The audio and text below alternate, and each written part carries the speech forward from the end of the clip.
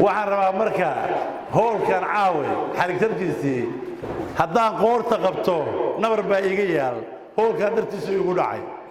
haddii araxdu anuuntana waxaa laga helayaa halgaad igu dhacday oo howlkan degmada maxaa ugu dhistay darteeda igu dhacay kuwa geystay waa og yihiin anna waa ogahay bulsho badan oo ku yaraarana way og yihiin howlkan caawa waxaan ka jaraynaa saaxiibadii maalmihii la dhisayey inuusan ismi raalliga aan ka ahayno caawa nala farxa inuu dhismay ku farxa marka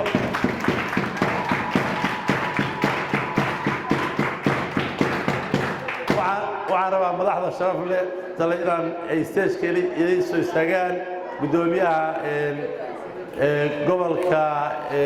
gudoomiyaha degmada Xarfo gudoomiyaha Tawfiiq gudoomiye ku-xigeenka Garacad